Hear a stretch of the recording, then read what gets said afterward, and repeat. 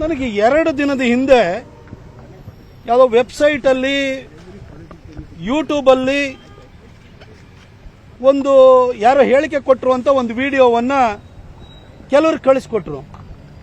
ನಾನು ವಿಡಿಯೋನ ನೋಡಿದೆ, ಅದರಲ್ಲಿ ಮಾತಾಡಿದ್ದು ನೋಡಿದೆ. ನಾನು ಇವನು ಯಾರಪ್ಪ ಒಳ್ಳೆ ಪೊರ್ಕಿ ಥರ ಮಾತಾಡಿದಾನಲ್ಲ ಅಂತ ಅನ್ನಿಸ್ತು ನನಗೆ. ಮೈಸೂರಲ್ಲಿ ಇಲ್ಲೊಬ್ಬ ಕಾಂಗ್ರೆಸ್ ವಕ್ತಾರ ಅಂತ ಒಬ್ಬ ಪೊರ್ಕಿ ಇದ್ದಾನೆ.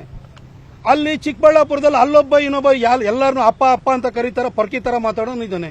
ಇದ್ಯಾವರಪ್ಪ ಮದ್ದೂರದಲ್ಲಿ ಹೊಸ ಪೊರ್ಕಿ ಬಂದಿದ್ದಾನಲ್ಲ ಅಂತ ನನಗೆ ಅನ್ನಿಸ್ತು. ಕೊನೆ ಗೊತ್ತಾಗಿದ್ದು ಯಾರಪ್ಪ ಅಂದ್ರೆ ಅಲ್ಲಿ ಸನ್ಮಾನ್ಯ ಶಾಸಕರಾಗಿರುವಂತಹ ಉದಯ್ ಕದಲೂರು ಅಂತ ಗೊತ್ತಾಯ್ತು. ನನಗೆ ಆಶ್ಚರ್ಯ ಆಯಿತು. ಅಲ್ಲೇನೋ ಹಿನ್ನೆಲೆ ಬಗ್ಗೆ ಮಾತಾಡ್ತಾ ಇದ್ದಾರೆ, ಯಾವುದೋ ಪತ್ರದ ಬಗ್ಗೆ ಮಾತಾಡ್ತಾ ಇದ್ದಾರೆ, ಹೆಸರಿಗೆ ಮುಂದೆ ನಾಯಿ ಸೇರಿಸಿ ಮಾತಾಡ್ತಾ ಇದ್ದಾರೆ. ನಿರ್ಭೀತ, ನಿಷ್ಪಕ್ಷಪಾತ, ವಿಶ್ವಾಸಾರ್ಹ ಸುದ್ದಿಗಳಿಗೆ ಮತ್ತೊಂದು ಹೆಸರಾಗಿರುವಂತ ನ್ಯೂಸ್ 18 ಕನ್ನಡ ಈಗ ಆಪ್ನಲ್ಲೂ ಲಭ್ಯವಿದೆ.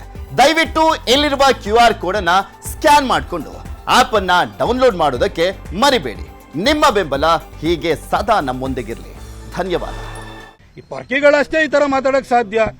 ಸನ್ಮಾನ್ಯ ಶಾಸಕರಾದಂಥವ್ರು ಈ ರೀತಿ ಮಾತಾಡ್ಲಿಕ್ಕೆ ಸಾಧ್ಯ ಇಲ್ಲ. ನನ್ನ ಪ್ರತಾಪ್ ಸಿಂಹನ ಹಿನ್ನೆಲೆ ಗೊತ್ತಾ ಅಂತ ಕೇಳ್ತಿದ್ದಾರೆ.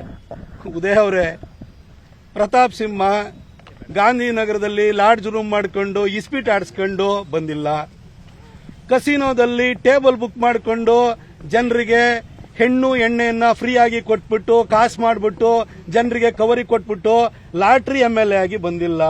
ನಾನೊಬ್ಬ ರೈಟರ್ ಆಗಿ ಬಂದಿರೋ ಅಂತವನು. ದಯವಿಟ್ಟು ನೀವು ಶಾಸಕರಿದ್ದೀರಿ, ನಿಮ್ಮ ಹಿನ್ನೆಲೆಯಲ್ಲೇ ತರನೇ ಬೇರೆಯವ್ರನ್ನೂ ನೋಡಕ್ ಹೋಗ್ಬೇಡಿ. ನೀವು ಈ ರೀತಿ ನಿಮ್ಮ ಬಾಯಲ್ಲಿ ಈ ತರ ಮಾತುಗಳೆಲ್ಲ ಬರಬಾರ್ದು ಸರ್. ಈ ತರ ಮಾತೇನಿದೆಯಲ್ಲ, ನೀವು ಈ ಹಿಂದೆನೂ ಕೂಡ ನಮ್ಮ ಶ್ರೀರಂಗಪಟ್ಟಣದ ರವೀಂದ್ರ ಶ್ರೀಕಂಠಯ್ಯ ಅವ್ರ ಬಗ್ಗೆನೂ ಇದೇ ತರ ಮಾತಾಡಿದ್ರಿ. ನೀವು ಏನೋ ಕಚ್ಚೆ ಗಿಚ್ಚೆ ಇವೆಲ್ಲ ಮಾತಾಡ್ತಿದ್ದೀರಿ ಸರ್. ನೀವೆಲ್ಲ ಏನೋ ಈ ತರ ಜೂ ಗೀಜು ಎಲ್ಲ ಓಡಾಡ್ತಾ ಇರ್ತೀರಿ. ಬಹುಶಃ ಈ ತರ ಬೇರೆಯವ್ರ ಬಗ್ಗೆ ಎಲ್ಲ ನೀವು ಈ ತರ ಕಚ್ಚೆ ಗಿಚ್ಚೆ ಎಲ್ಲ ಮಾತಾಡ್ತಿರಲ್ಲ. ನೀವು ಮನೇಲೇ ಇರ್ತಿರೋ ಕ್ಷೇತ್ರದಲ್ಲಂತೂ ಇಲ್ಲ, ಮನೇಲಿ ಇರ್ತಿರೋ ಗೊತ್ತಿಲ್ಲ. ನಿಮ್ಮ ಮನೆಯಲ್ಲೋ ಕುಟುಂಬದಲ್ಲೋ ಯಾರು ಸಂತ್ರಸ್ತರು ಫಲಾನುಭವಿಗಳಿದಾರ? ಯಾಕೆ ಇಷ್ಟೊಂದು ಖಚಿತವಾಗಿ ಹೇಳ್ತಾ ಇದ್ದೀರಲ್ಲ ನೀವು? ಸಾರ್ವಜನಿಕ ಜೀವನದಲ್ಲಿ ಸ್ವಲ್ಪ ಸಭ್ಯತೆನ ಇಟ್ಕೊಂಡು ಮಾತಾಡಬೇಕಾಗುತ್ತೆ. ಅಲ್ಲೇನೋ ಇಸ್ಪೀಟ್ ತಟ್ಟಬೇಕಾದ್ರೆ ಅಲ್ಲಿ ಟೇಬಲ್ ಅಲ್ಲಿ ಜೊತೆಲಿ ಕೂತಿರ್ತಾರಲ್ಲ, ಅವ್ರ ಎದುರುಗಡೆ ಎಣ್ಣೆ ಹೊಡ್ಕೊಂಡು ಮಾತಾಡ್ದಂಗೆ, ಅಥವಾ ಕಸಿನೋದಲ್ಲಿ ಅಲ್ಲಿ ಡಾನ್ಸ್ ಮಾಡ್ತಿರ್ತಾರಲ್ಲ ಅವ್ರ ಎದುರುಗಡೆ ಮತ್ತಿನಲ್ಲಿ ಮಾತಾಡ್ತಾ ಇದ್ದಂಗೆ ಸಾರ್ವಜನಿಕ ಜೀವನದಲ್ಲಿ ಮಾತಾಡಬಾರ್ದು ಸರ್. ಎಲ್ಲ ಒಂದ್ಸರಿ ಗೆದ್ದಿದ್ದೀರಿ, ಜೂಜಲ್ಲಿ ಹೆಂಗೆ ಗೆದ್ದಂಗೆ ಇಲ್ಲೂ ಕೂಡ ಮದ್ದೂರಿನಲ್ಲಿ ಗೆದ್ದಿದ್ದೀರಿ ನೀವು. ಆದ್ರೆ ಇಲ್ಲಿ ನಿಮ್ಮ ಜೊತೆ ಜೈಕಾರ ಹಾಕ್ಲಿಕ್ಕೆ ಕೇಕ್ ಹಾಕ್ಲಿಕ್ಕೆ ಅಣ್ಣ ಸೂಪರ್ ಆಗಿ ಮಾತಾಡಿದೆ ಅಂತ ಹೇಳೋದಕ್ಕೆ ಇದು ಕಸಿನೋದ ಟೇಬಲ್ಲು ಅಲ್ಲ, ಇಸ್ಪೀಟಿನ ಜೂಜು ಅಲ್ಲ. ಇದು ನಿಮ್ಮ ಹೆಸರನ್ನು ತಿರ್ಚಕ್ ನನಗೆ ಬರಲ್ಲ ಅಂತ ತಿಳ್ಕೊಂಡಿದ್ದೀರಾ? ನಿಮಗೆ ನೀವು ಅನ್ಕೊಂಡಿದ್ದೀರಾ? ದಯವಿಟ್ಟು ಸಾರ್ವಜನಿಕವಾಗಿ ಮಾತಾಡ್ಬೇಕಾರೆ ಪಕ್ಕದಲ್ಲಿ ಒಂದು ಮಹಿಳೆನ ಕೂರಿಸ್ಕೊಂಡು ನೀವು ಈ ರೀತಿ ಮಾತಾಡ್ತೀರಿ. ನೀವು ನಿಮಗೆ ಅಲ್ಲೇನು ಒಂದು ಸಭಾ ಮರ್ಯಾದಿಲ್ಲ. ನಿಮಗೆ ಕಸಿನೋದ ಟೇಬಲ್ಗಳು ಇಸ್ಪೀಟ್ ತಟ್ಟುವಂತಹ ಅಡ್ಡಗಳಿಗೂ ಪ್ರೆಸ್ ಮೀಟಿಗೂ ವ್ಯತ್ಯಾಸ ಗೊತ್ತಿಲ್ವಾ ಸರ್? ಮದ್ದೂರಿನಲ್ಲಿ DC ತಮ್ಮಣ್ಣವರು ಬಹಳಷ್ಟು ವರ್ಷದಿಂದ ಅಲ್ಲಿನ ಶಾಸಕರಾಗಿದ್ರು. ಮುಸಲ್ಮಾನರೇನು ಹೊಸದಾಗಿ ಬಂದಿದ್ದವರಲ್ಲ, ಅವ್ರು ಯಾವತ್ತೂ ಕೂಡ ಸಮಸ್ಯೆ ಏನಾಗಿಲ್ಲ. ಗಣೇಶ ಪ್ರೊಸೆಷನ್ ಮೇಲೆ ಕಲ್ಲು ಹೊಡೆದಿದ್ದಾಗಿಲ್ಲ. ಸಾರ್ವಜನಿಕ ಜೀವನದಲ್ಲಿ ಟೀಕೆಗಳು ಬರ್ತವೆ, ಅದನ್ನು ಎದುರಿಸಬೇಕು. ಅಲ್ಲಿ ಬಂದಾದ್ಮೇಲೆ ಕಲ್ಲು ಹೊಡೆದಿರೋದ್ರ ಬಗ್ಗೆ ಮಾತಾಡೋದು ಬಿಟ್ಟು ಅಲ್ಲಿಗೆ ಯಾರ್ಯಾರು ಬಂದಿದ್ರಿ ಅವ್ರ ಬಗ್ಗೆ ಎಲ್ಲರೂ ಕೂಡ ನೀವು ಕೆಟ್ಟದಾಗಿ ಮಾತಾಡ್ತಿರಲ್ಲ. ಏನು ಮದ್ದೂರು ಏನು ನಿಮಗೆ ಬರ್ಕೊಟ್ಟಿದ್ದಾರೆ? ನಿಮಗೆ ರಿಯಲ್ ಎಸ್ಟೇಟ್ ಅಡ್ಡನ ಅದು, ಅಥವಾ ನಿಮ್ದೇನಾದ್ರೂ ಜೂಜಾಡುವಂತ ದಂಧೆಯ ಕೇಂದ್ರನ ಅದು? ಯಾಕೆ ನಾವು ಬಂದು ಅಲ್ಲಿ ಘಟನೆ ನಡೆಯೋದಕ್ಕೆ ಬಂದು ಮಾತನಾಡಿದ್ವಿ, ಜನರ ಜೊತೆ ನಿಂತಿದ್ವಿ. ನೀವೆಲ್ಲ ಹೋಗಿ ಅಲ್ಲಿವರೆಗೂ ಆ ಘಟನೆ ನಡೆದಾಗ ನೀವೆಲ್ಲಿದ್ರಿ? ನೀವು ಅವತ್ತೇನಾದ್ರು ಬಂದಿದ್ರಿ? ನೀವು ಜನನೇ ನಿಮಗೆ ತಕ್ಕ ಪಾಠವನ್ನ ಕಲಿಸೋರು. ಈ ತರ ಮಾತಾಡುವಂಥದ್ದನ್ನು ಕಮ್ಮಿ ಮಾಡಿ ಸರ್. ನಿಮ್ಗೆ ಒಬ್ಬರಿಗೆ ಭಾಷೆ ಬರೋಂಥದ್ದಲ್ಲ, ನಮಗೂ ಬರುತ್ತೆ. ನಿಮ್ಮಂಥವ್ರಿಗೆ ಬಹಳ ಜನನ, ಲಕ್ಷಾಂತರ ಜನರನ್ನ ನಾನೊಬ್ಬ ರೈಟರ್ ಆಗಿ ಓದಿಸಿದ್ದೀನಿ. ನಿಮ್ಮ ಭಾಷೆ ನನಗೂ ಬರುತ್ತೆ.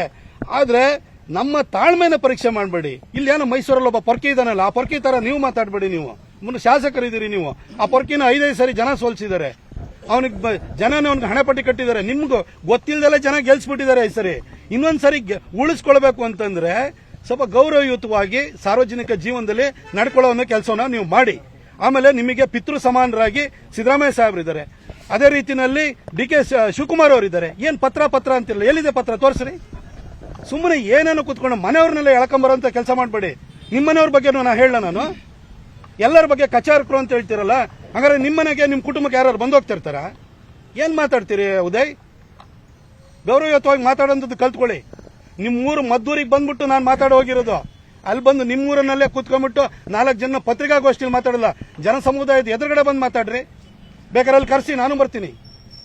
ಇನ್ನಾದ್ರೂ ಕೂಡ ನಿಮ್ಮ ಹಿನ್ನೆಲೆ ಏನಿತ್ತಲ್ವಾ ಅದನ್ನೆಲ್ಲ ಬಿಟ್ಬಿಟ್ಟು ಈ ಜೂಜುಕೋರ ಎದುರುಗಡೆ ಮಾತಾಡುವಂತ ಭಾಷೆ ಇದೆಯಲ್ಲ ಅದನ್ನು ಬಿಟ್ಬಿಟ್ಟು ನೀವು ಒಬ್ಬ ಜನಪ್ರತಿನಿಧಿ ಅನ್ನೋದನ್ನ ಅರ್ಥ ಮಾಡ್ಕೊಂಡು ಇನ್ನು ಮುಂದೆ ಮಾತಾಡಿ.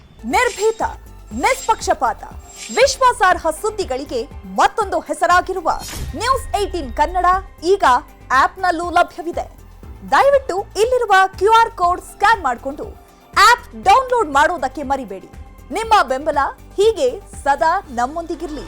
ಧನ್ಯವಾದ.